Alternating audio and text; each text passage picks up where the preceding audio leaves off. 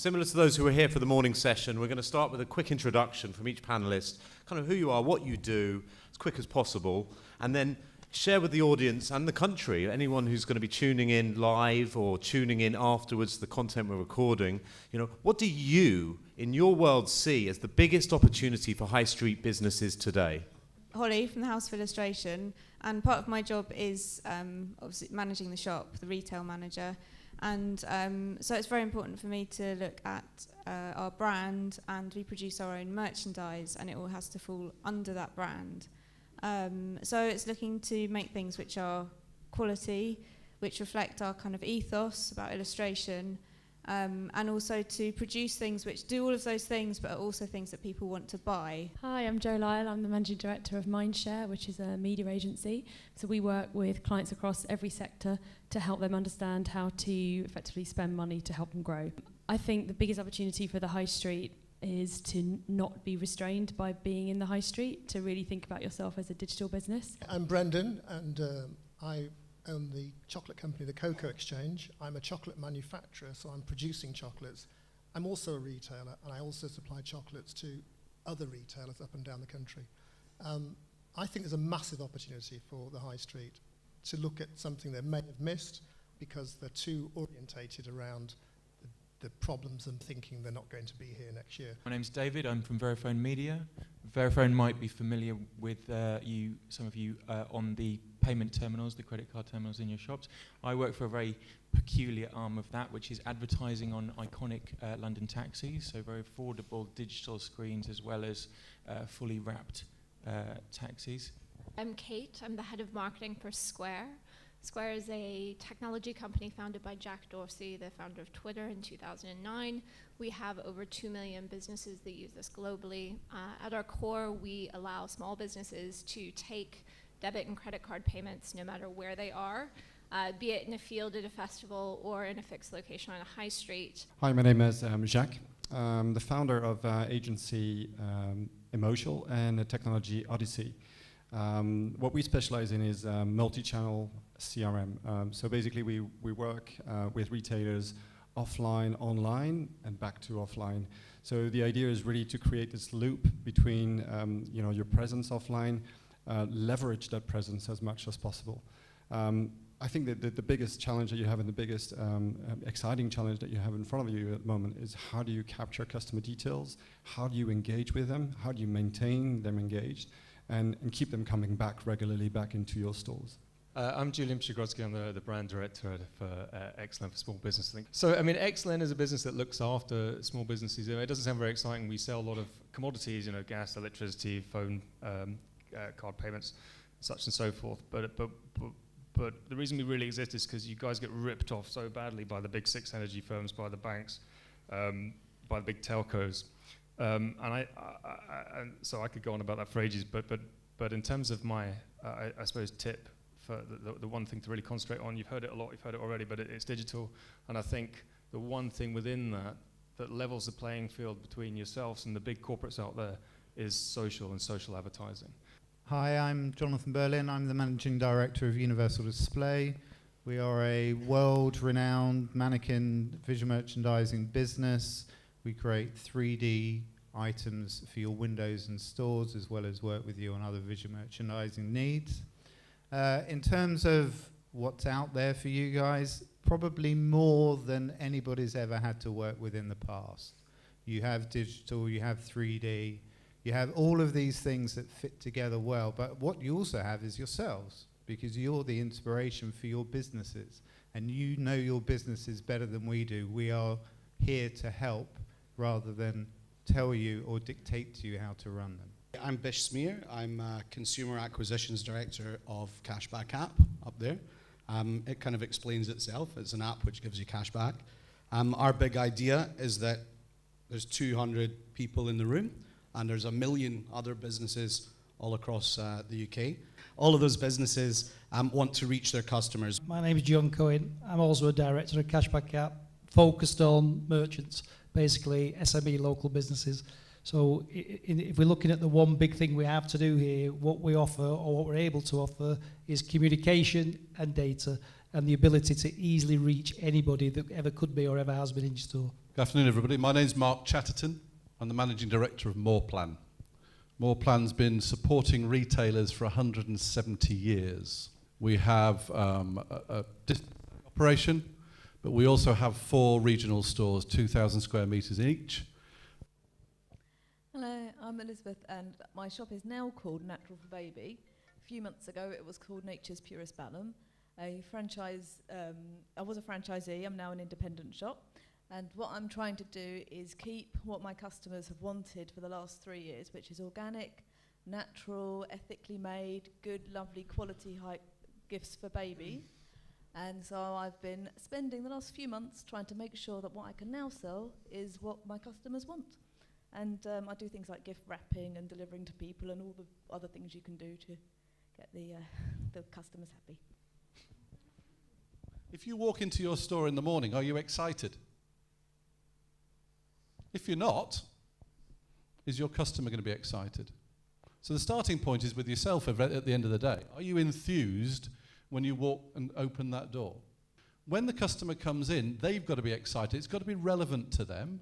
So in terms of quick wins, can they find the product that they came in to look for? Touching on the enthusiasm point and also branding, it's the staff you've got working in the shop. It's absolutely essential that they welcome the people who come into your shop and make them feel that they're wanted there. And actually I was thinking, because this is about brand and product as well, they have to reflect what you want your business to reflect. So if it's a very slick, professional environment, then that's also what they should be. If it's a bit more kind of family friendly, then also they should be family friendly. Like Adi earlier, he was, I thought, a really good example of, he was like Google personified. And you kind of want your staff to be like that as well. Your store is a little bit like going on a date. So you want to put your best foot forward, so you clean your face, you put your makeup on, you smell nice, you put your best clothes on, etc., etc. Your storefront is you. You're showing everybody what you're about. You've got a clean window, it's beautifully displayed inside. You go into the store and it smells good. It emulates what you're about, and it is about that customer experience. It's about putting your best foot forward, and therefore your client will feel something different. You want to make sure that this is going to be a unique experience for people visiting your store. It has to be something they remember. And so things that we've seen, for example, work extremely well is little games, little competition, little discounts that you can bring customers to try to engage with you.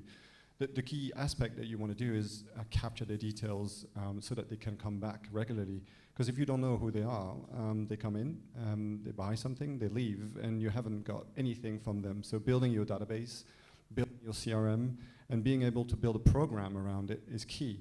What we see is a lot of problems with the database itself because the email addresses that have been captured have not been verified or are badly entered into the database.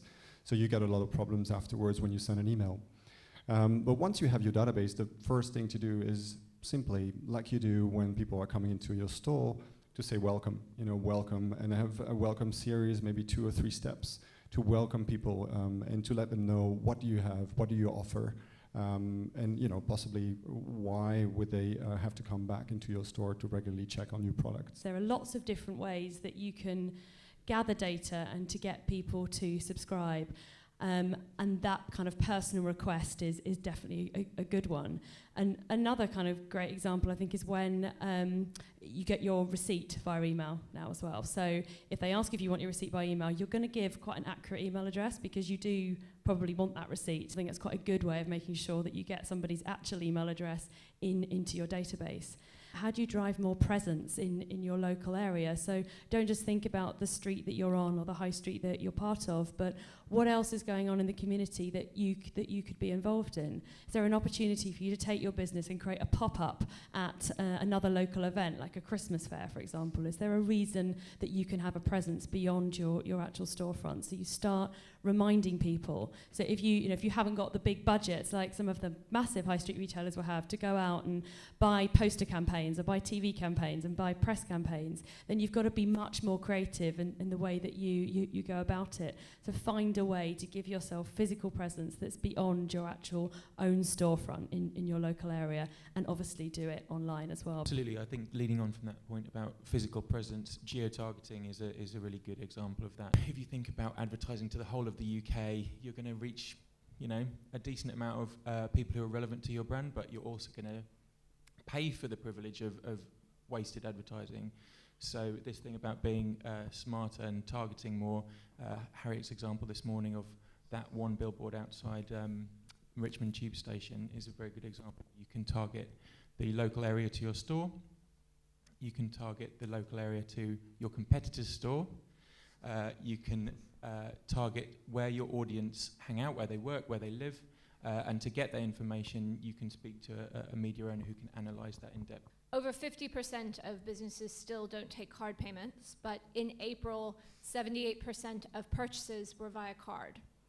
And so we're seeing that there's two different behaviors happening, where consumers are increasingly card first or card only, and businesses may or may not have adopted that, which means that they're missing out. 1 in 4 shoppers has left a store in the middle of a purchase because they couldn't pay by card, which is immediately sales that are lost. And that's before you even think about if you're selling online and things like that. And so I think one of the most important things is that you should avoid any barriers to your customers purchasing.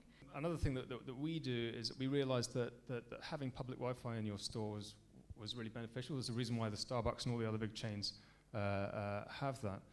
But it was costing small businesses about £1,000 to put it in.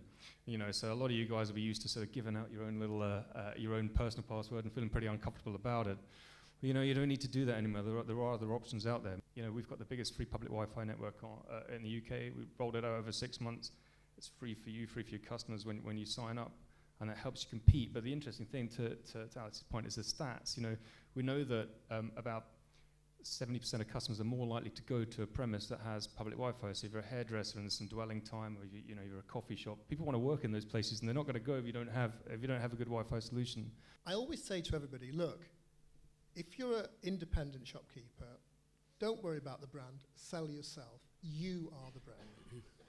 And that is so simple that people miss on it. They think, if I make a nice logo, if I make a nice sign, that's what's going to sell. It's you that sells the product, and it always was with small shops. Quick fire question here, because we haven't got much time. I'm going to ask everyone to have a really quick thing. What's the first thing that comes onto your head with the question, what makes your customers loyal?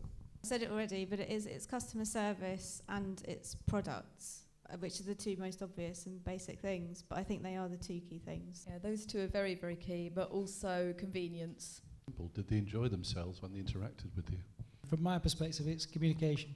From my perspective, it's simplicity of everything. Simplicity. I would say brand experience. I think it's touched on a lot already, but attitude. People are going to want to buy from you if they like you.